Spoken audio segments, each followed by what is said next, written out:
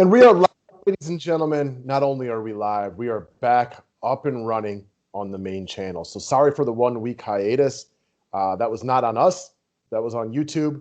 They throw out some bans occasionally, suspensions for a week. No explanation from them for what it's for.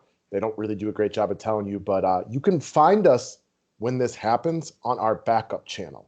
I have put a link to the backup channel down below. We will also doing some sports betting conversation over there. We try not to bombard you with too many videos on this one. If we have 7 videos come out a day on here, a lot of subscribers go bye-bye. So we'll be switching it up, doing a little stuff over there from time to time. So it makes sense just to sub to that one. No doubt about it. Excited to be back on our normal channel and talk about this fun Saturday night slate. Yeah, fun is what I like because there's some like crush spots. There's some games on here would be game of the night if it wasn't for the last game. For sure, no doubt about it. And speaking of the last game, I think you know one of the guys that we're about to talk about here in a little bit, and that would be what time is it? It's Dame time. So again, we already kind of discussed it. We took a 1 week ban, sub to the backup channel. We'll be doing some videos over there as well. We've been doing a lot more sports betting talk, which leads me into my next discussion point before we start talking DFS is something we've been discussing at length lately, which is our new partners over here at Jazz Sportsbook. Thank you for everybody who's signed up already. We've been having some fun playing some bets over here. If you want to sign up for jazzsports.ag and do some of your sports betting, maybe play a little casino over there, please do so. And if you're doing so, please use our promo code, which is 5-pack. Real simple. Just push it in the promotional code down there. And please let me know if you do so I can get you a free month of the 5-pack. It's just a thank you from us to you guys. They've been in business for over 20 years. They have excellent low rollover bonuses. You can watch some of your favorite games live through Jazz TV. Same-day payouts, easy payout with several options. And our customers who have signed up and have played over it already told me that the experience that they're having, the customer service couldn't be any friendlier. Yeah, we're really liking breaking down that stuff. So, yeah, man, I'm excited to finally get on a nice winning streak when we start talking about that. There hasn't been much I've loved recently. I got one I love today, and I'm going to do a video on this in a little while. If you want to join me, feel free. Otherwise, I will be crushing this one, on my own later. But I got a bet I like a lot today, and I'm very excited to break it down. Does it mean it's going to win? No, that's not the way things work. But I definitely like it a lot today, and it's been going hot lately. And if you want to join the hot streak, guys, a $99 one-time payment right now can get you both the rest of the NBA season and the full MLB season. The PayPal and Venmo addresses are below. We don't have that one up on the website, but a one-time payment, and I will get you the rest of the NBA only season and all of the MLB, which will be starting here real soon. And I know one guy on this video could not be happy to see the MLB season coming. Yeah, that is very, very true. Kind of bittersweet, though, knowing the Indians no longer have Lindor and their chances of continuously making the playoffs are, not as good as they were. However, I'm still so hyped for MLB DFS. I'm still pumped for the Indians. Yeah, I love baseball. I'm getting giddy talking about it. I got you guys. But we are here to talk about basketball and talk about it on the DraftKings level right now. And as far as cash locks go, the guy that's actually my cash lock is our mutual favorite play of the day. And we already know who that's going to be. So I struggled to find one guy that at 11:20 Central was an absolute lock for my cash lineup. So what I want to do is talk about some of the cheaper value out there. And I'm going to talk about Alex Caruso of the Los Angeles Lakers. My favorite point about Alex Caruso right now, one, we have no Dennis Schroeder, no Anthony Davis. But more importantly is there's a little more prep time right here. Schroeder, who was the guy we liked last game, got ruled out very shortly before the game started. So Caruso didn't realize he was really taking over the secondary ball handler role. Now he's had a little time to prep for this one. Got a good game, the NBA Finals rematch from last year. I think Caruso is stuck in a situation where they might need more out of him than typical right here because when you think about the guys you can run the offense through on the Lakers, obviously the first guy is LeBron James. You may have heard of him. He's pretty good. Well, then it's Anthony Davis, right? You can run the offense through Anthony Davis a little bit. Maybe not a point guard, but he's a top-tier player. Okay, well, he's not there. Dennis Schroeder is then technically the point guard of the team. Well, he's not around. Who else can run an offense outside of LeBron James? Even Caruso, I wouldn't label as like a great point guard, but he can play the point guard position. He can bring the ball up the floor. He can give LeBron some time to play off ball. He's kind of stuck in a spot today where I expect him to play maybe in the mid-20s, maybe upwards of the upper 20s for minutes in this one. He's not a lock for great points, But I do like the floor play right here, knowing that he is going to have the ball in his hands. And he's a decent NBA player. No doubt about it. So the thing I like about him is, we talked about this in our members only video, there's very few like value locks on this slate. As of now. As of now, for sure. But under 4K, pretty much guaranteed to play at least decent minutes, if not good minutes. Again, you mentioned it. With no AD, no Schroeder, like their second and third primary ball handlers. Like after LeBron, it's Caruso right now. And while, like you said, he's not going to be, fooling anyone for Kyrie Irving out there. He's fine with the ball in his hands. He's a guy that you're comfortable with bringing the ball up the court. And again, he'll walk into DFS points just by doing that. So again, you don't expect like massive upside, but he shot horrible. He's been shooting bad recently. So imagine he starts to make a couple threes. I think he's got 30-point upside. Why not? Did you say nobody will confuse him for Kyrie Irving? Is it because he's going to play defense?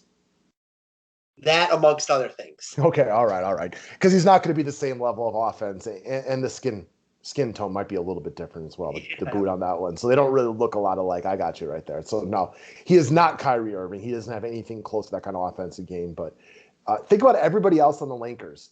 Marc Gasol can't break down anybody off the dribble. Montrezl Harrell, more of a hustle guy. Wes Matthews, D&3.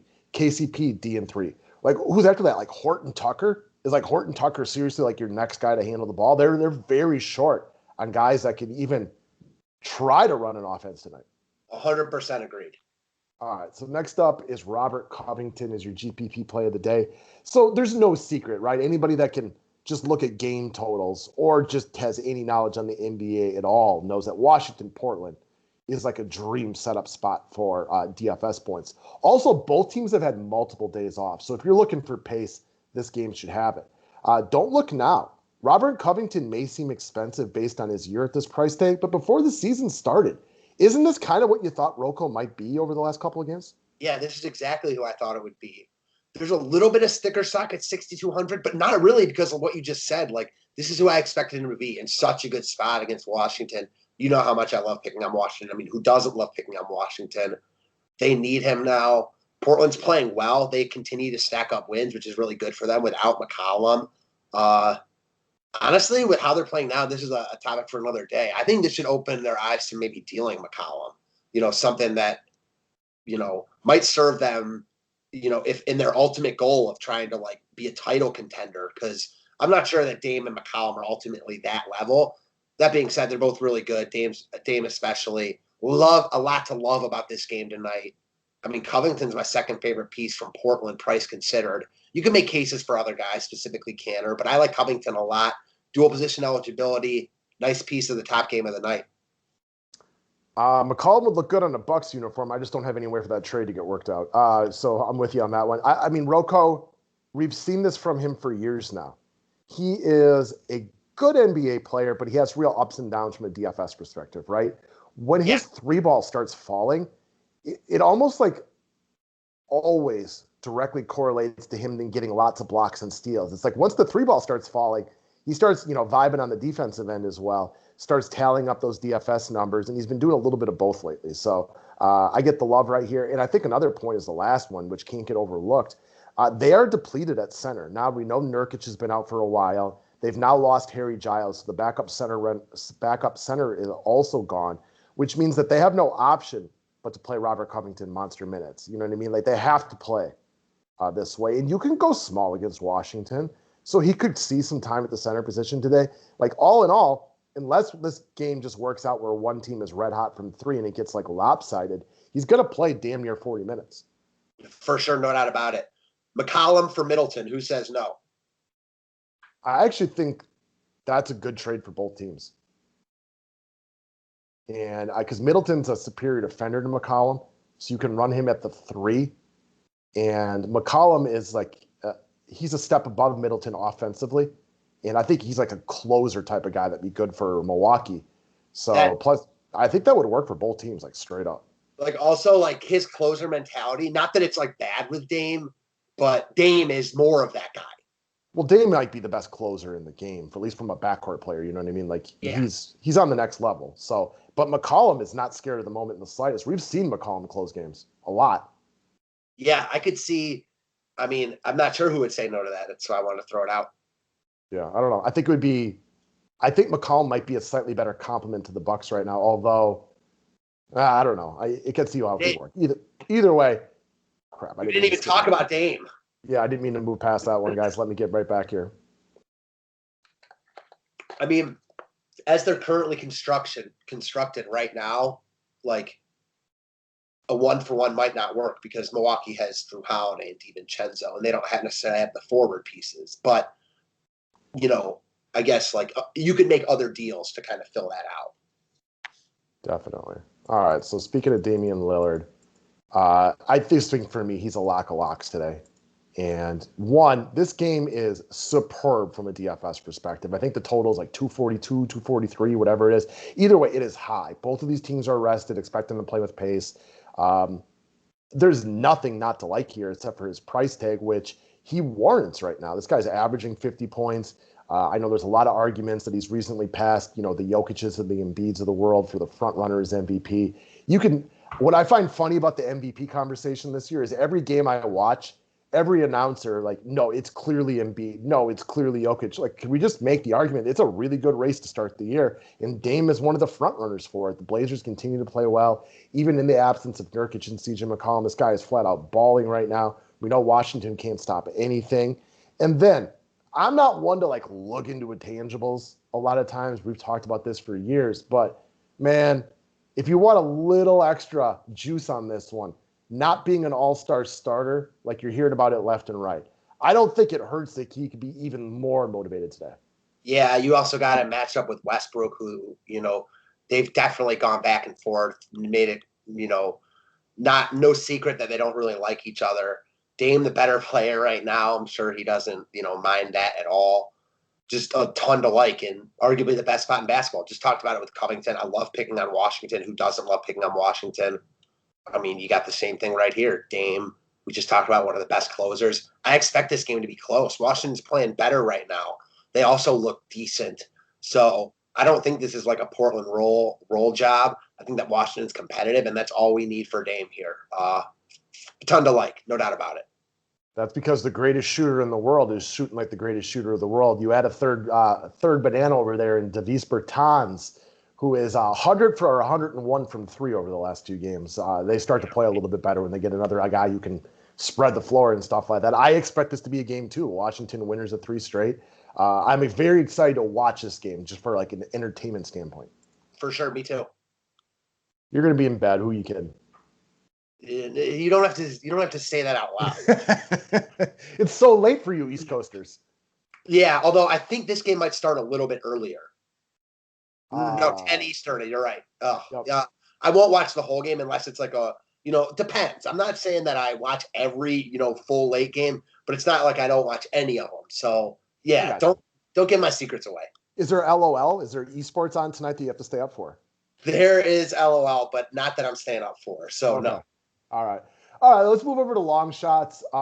Thaddeus Young, and this is a guy that we briefly touched on members only, and he's a guy that I think is in play no matter what. But my desire to play him can go up or down on a couple of things today. So one, like Sacramento, Chicago is also a darn good DFS game, right? Like these are teams that are more offensive predicated than defense, but it's only because Washington against Portland that it might get a little bit overlooked today. So my desire to play Thad could go up based on these following things. If you tell me Rashawn Holmes and Harrison Barnes are out, I like it better. Why? Because Rashawn Holmes is legitimately a good defender in the post. He's athletic. He plays good defense, a lot of effort, and that just makes life harder on everybody from the Bulls. Harrison Barnes is also a really good defender. But if those guys are out, man, then Thad Young can do his thing near the basket. Hassan Whiteside gets a lot of blocks, but he's an overrated defender. He plays some decent backside defense occasionally, but he's often in the wrong spot. Marvin Bagley, it's one of the reasons he loses, runs from time to time. So that could change. Also, I think there's a chance Wendell Carter doesn't play today, right? He was out for a long time. He played decent minutes last night. I'm not saying he won't play today, but I also highly doubt they give him monster minutes today because he was out for so long. He's a big part of what Chicago wants to do. So those things right there could change how much I like Thad Young. If Holmes and Barnes both play and Carter's in, it becomes a lot lower odds that Thad Young makes my final lineup. But either way, in a game that should be desirable, Thaddeus Young continues to play pretty well in the absence of Lauri Markkanen. Well, the thing is, and that's why we like doing these videos, with these long shots, because we want to get these out early. And normally this wouldn't be a guy we'd be able to talk about, but I really like this call, especially if one or both those guys are out. Man, I don't know. He was playing really, really well a couple weeks ago, and he's come down a little bit, but we expected it. The assist numbers were never going to stay that high. And like you mentioned, he's still playing he's still playing well. I wouldn't say like really, really well. He's still playing well. He's a pro's pro. He's a pro's pro. He could be in a sneaky good spot if one or both of the guys you mentioned are out. And the other thing that I really like is this game is oozing fantasy upside. It's just not oozing as much as the last game. So that means this game is going to go under-owned comparatively. And there's a lot of upside here. We normally love guys against Sacramento. I think that the Bulls come in under-owned here. And outside of Zach LaVine, there isn't anyone that you feel like you have to roster. And a lot of games in the past month, Young's been kind of that second fiddle. I like it. Yeah, also last night the Bulls played, and he didn't have to play bigger minutes. I think he had some foul issues, so he only played 20. He gave out good DFS points in those minutes, but I think there was other guys who had to play more. So he could see a few extra minutes there today as well. For sure. All right, next up, a guy that we completely bypassed in the original video, but is coming in hot, Jay Crowder. And while he's not a quote-unquote value piece like under 4K, on a day where there's some desirable studs, the $5,200 price tag is kind of desirable. It is desirable. I think he kind of gets lost in the shuffle. I mean, we didn't even mention him on our members only video. We don't like this game, and I don't like this game. But doesn't mean you can't use like a piece or two, especially like you mentioned at 5,200. He's playing really well right now. Phoenix is on a roll. He's got 30 plus in 3 straight and 4 or 5. He's going back to Memphis where he got traded last year. He has good relationships with those guys. I know this is the spot he's got circled. Again, he's popping on a couple projections I'm looking at. And again, I don't think he gets a lot of love here. He's a long shot as far as ownership. He's never a guy you feel like super, super comfortable with because we've seen stinkers from him before. But his new role with Phoenix is solid right now, and I'm digging it at 5,200. I also think there's an outside chance that a couple of the older guys from Phoenix see lesser run today or don't play. So he could potentially – he wouldn't be the guy I'm worried about. I'm just saying there's a potential for a couple extra minutes that he could be out there today as well, which couldn't hurt. I think the $5,200 price tag is very, very fair. And I'm a fan of him overall. I like what he adds to a team in general, which maybe doesn't always equate to DFS points. But he's one of those guys that, like, you've watched him. Teams have him, and then sometimes they get away from him. And then again, instantly he's back in the lineup for big minutes because he just adds some of those intangible factors as well. No doubt about it. I like what he brings. He has been on a lot of teams, though. Yeah, like I feel like there's a couple guys in the league that they fall out of favor for a game or two, and then you forget about what it is that they add. People are playing for higher upside, and they're like, you know what? We just play better when this dude is on the floor. No doubt about it. Crowder's solid, and he's, like you mentioned with Thad Young, he's a pro's pro, no doubt. Yeah, those two are one and the same in that standpoint. Like, they've been on a lot of teams, and they're a pro's pro. Crowder reminds me a lot, and they both went to Marquette, of like a very poor man's Jimmy Butler. Yeah, I can see that. A little Wisconsin connection there. It never hurts. So, they just, what they're going to give you day in and day out. Exactly. I like hard workers. I think we all respect guys. It's one of those things like I oftentimes, rest in peace, think Kobe Bryant is slightly overrated by some people who think like he's better than Jordan and LeBron. Like, no, he's not. He was great. But the thing that you always have to love about Kobe is who worked harder than him? Nobody, right? Like probably one of the, if not the hardest working athlete of all time. And it's what you always had to respect about him is, nobody would outwork Kobe Bryant. And that's something that we as just like human beings, it doesn't translate because we're not basketball players, but anybody can do that at their given craft. You know what I mean? Like that's just a desire. And I like guys like that. Yeah, same. It's hard not to. I mean, you got to appreciate that for sure because, even if, like you said, he's not as talented as Jordan, he's still like one of the most talented guys ever. And he's also a really like the hardest worker ever, which means a lot. Yeah, he willed himself to be great. And that's something that I think we all wish we had more of ourselves inside. Like, I don't always want to be up at 5 in the morning, get to the gym. Well, not always. I never want to be up at 5 in the morning and be in the gym and put in the kind of work that like a Kobe Bryant would put in. And you see some guys like this, they put in the work. They do what it takes to be great. And that's just something I think is very admirable. And I think most people can admire that trait in another human being. Agree wholeheartedly. So, all right, guys, good luck today. Go win that money. I'll talk to you all about some sports betting in a little bit. And let's go have ourselves a day. Thanks, guys.